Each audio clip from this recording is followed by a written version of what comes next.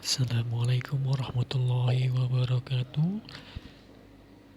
Ya, perkenalkan saya Zia. Pada kesempatan kali ini saya ingin membahas materi tentang ruang lingkup bisnis online.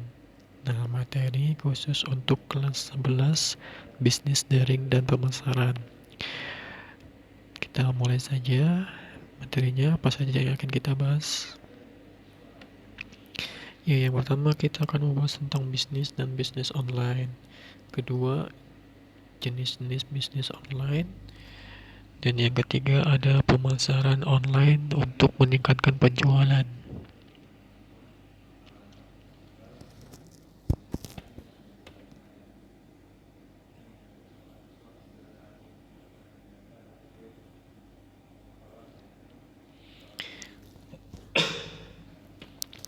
Bisnis dan bisnis online. Ya, secara ilmu bahasa bisnis berarti keadaan seorang atau kelompok yang sibuk melakukan pekerjaan untuk menghasilkan keuntungan. Ya, bisnis ini dapat merujuk pada kata badan usaha, yaitu kesatuan yuridis atau perusahaan teknis dan ekonomis dengan tujuan mencari laba. Menurut beberapa para ahli, sini ada Walter Choi, bisnis sebagai suatu sistem yang memproduksi barang dan jasa untuk memuaskan kebutuhan masyarakat. Sedangkan ada Stanford, bisnis adalah suatu lembaga yang menghasilkan barang dan jasa yang dibutuhkan oleh masyarakat. Dan yang terakhir ada Alan Afwah, bisnis sebagai suatu kegiatan individu yang terorganisasi untuk menghasilkan dan menjual barang ataupun jasa guna mendapatkan keuntungan dalam memenuhi kebutuhan masyarakat sehari-hari. Ya, sementara bisnis online itu sama dengan tujuan mencari laba, namun bisnis online di sini adalah bisnis yang dijalankan secara online dengan menggunakan jaringan internet, sedangkan informasi yang akan disampaikan menggunakan media, website, ataupun aplikasi. Nah, jadi antara bisnis dan bisnis online itu hampir sama, tujuannya adalah mencari keuntungan atau laba, namun caranya berbeda. Bila bisnis kita bisa bertemu tatap muka atau membuat janji. Nah, sedangkan dengan bisnis online kita hanya menggunakan media internet atau aplikasi karena kita dibantu dengan jaringan internet. Yang berikutnya ada manfaat bisnis online. Apa saja manfaat bisnis online? Yang pertama ada melakukan perubahan dengan cepat.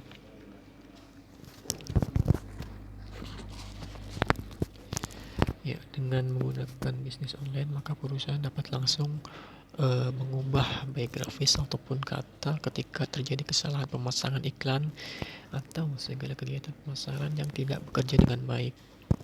Yang kedua, menentukan sasaran demografis tertentu. Demografis ini adalah seperti wilayah ya atau tingkatan. Jadi di sini ada gender, misalnya usia dan lokasi. Nah, dengan pemasaran online, perusahaan juga dapat menargetkan tingkat pendapatan tertentu, tingkat pendidikannya, dan pekerjaan yang akan menjadi sasaran dari kegiatan pemasaran yang dilakukan. Yang ketiga, banyak media pilihan. Ya, dengan bisnis online, maka media yang dapat digunakan itu juga banyak. Bisa menggunakan audio, video, blogging, email, media sosial, dan lain-lainnya.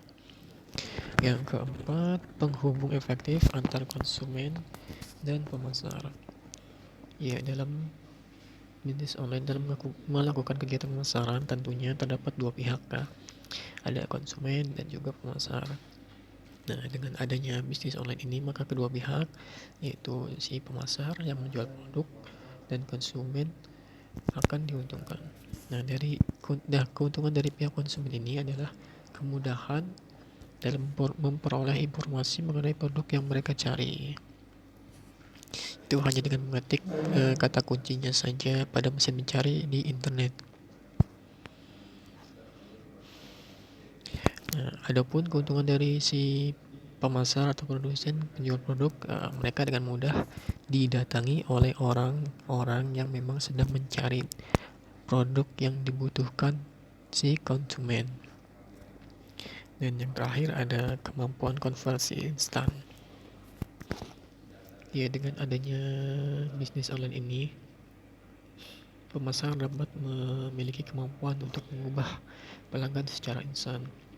Nah, ketika pemasar memasarkan produk dengan online, dia tidak hanya mencari informasi pelanggan potensial saja, tapi juga dapat mengambil penjualan ketika melakukan beberapa klik mouse.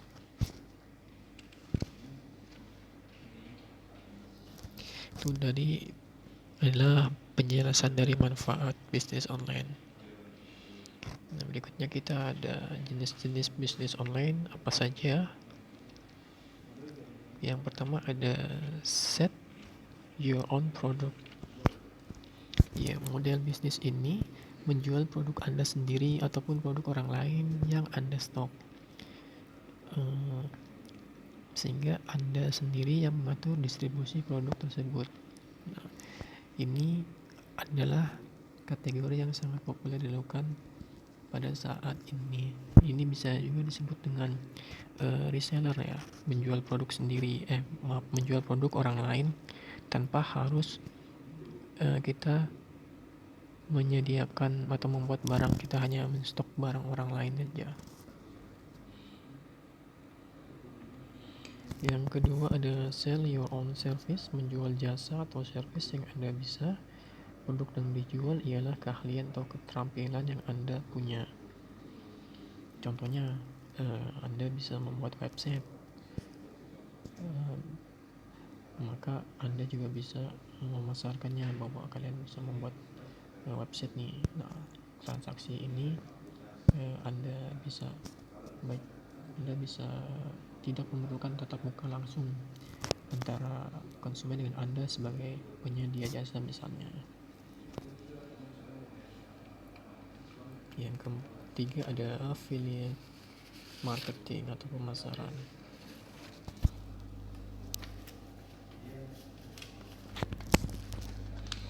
Affiliate marketing atau pemasaran yaitu menjual produk orang lain tanpa harus memiliki produknya.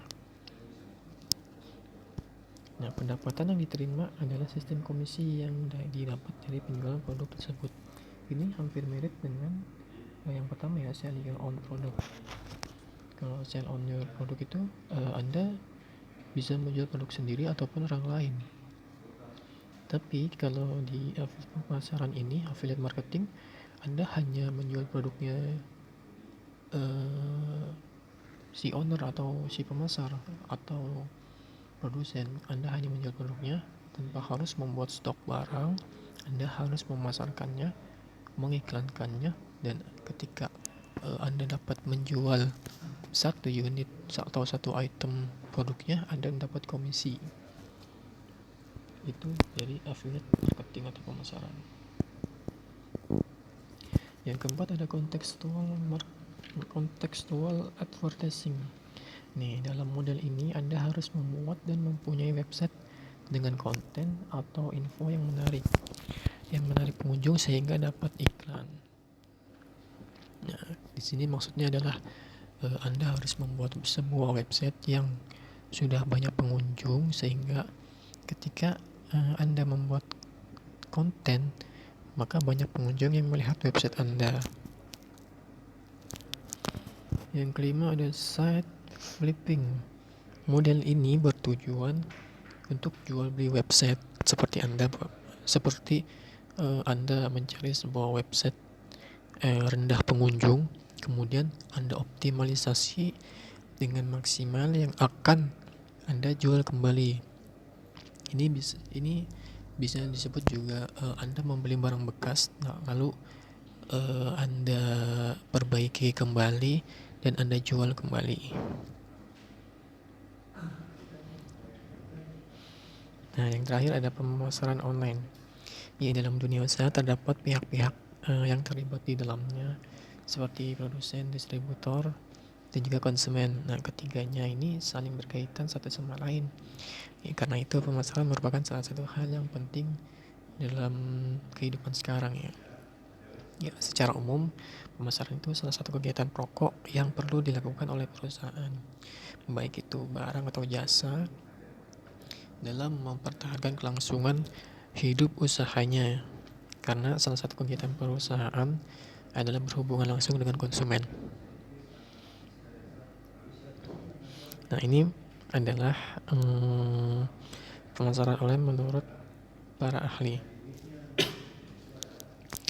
Menurut William J. Santon, pemasaran adalah segala keseluruhan kegiatan bisnis dengan mencapai kepuasan yang dibutuhkan oleh pembeli atau pembeli potensial. Kedua ada Philip Kotler, Bapak Pemasaran.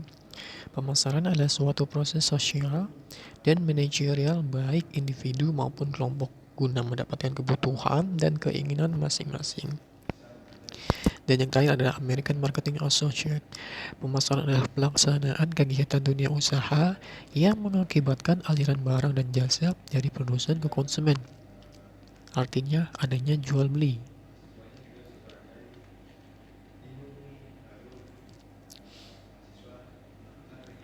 Nah, di sini ada konsep pemasaran. Konsep pemasaran menurut swasta adalah falsafah bisnis yang menyatakan bahwa pemuasan kebutuhan konsumen merupakan syarat ekonomi dan sosial kelangsungan hidup perusahaan. Nah, faktor-faktor di sini ada faktor dasar konsep pemasaran dan juga jenis konsep pemasaran.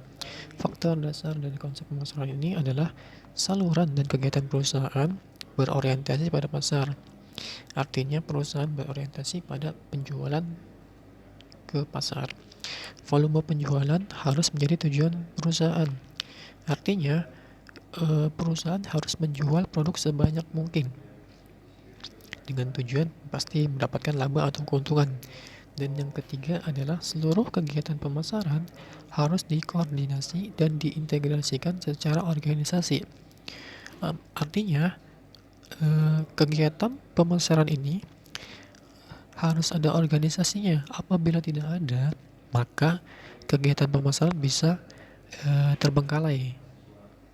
Bisa ada manipulasi dari oknum-oknum yang terkait. Itu adalah faktor dasar dari konsep pemasaran. Dan yang berikutnya ada jenis konsep pemasaran. Yang pertama ada konsep berwawasan produksi. Ya, konsep ini berpendapat bahwa konsumen akan memilih produk yang mudah didapat dan murah harganya. Sehingga fokus utama dari konsep pemasaran ini adalah meningkatkan efisiensi produk dan memperluas cakupan distribusinya. Yang kedua, konsep berwawasan produk. Konsep ini berpendapat bahwa konsumen akan memilih produk yang menawarkan mutu. Menawarkan mutu dan hal-hal yang inovatif, sehingga fokus utamanya itu membuat produk yang lebih baik dan berusaha untuk terus-menerus memperbaikinya. Yang ketiga ada konsep berwawasan penjualan. Konsep ini berpendapat bahwa konsumen dibiarkan saja, maka konsumen tidak akan membeli produk perusahaan dalam jumlah cukup. Oleh karena itu, perusahaan dalam hal ini harus melakukan usaha penjualan dan promosi yang agresif. Berikutnya ada konsep berwawasan pemasaran.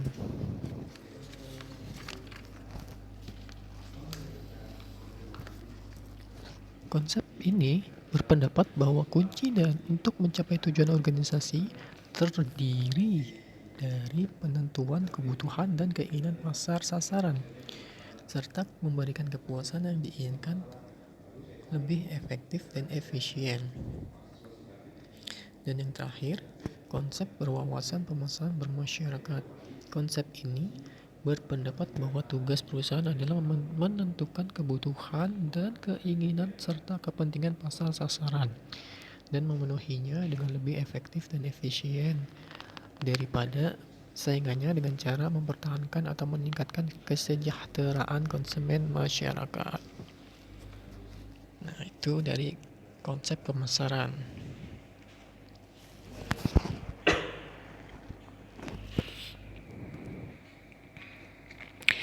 Ya, jadi pemasaran online di sini disebut juga internet marketing atau e-marketing atau online marketing, yang artinya kegiatan pemasaran yang dilakukan lewat internet untuk melakukan pemasaran suatu produk.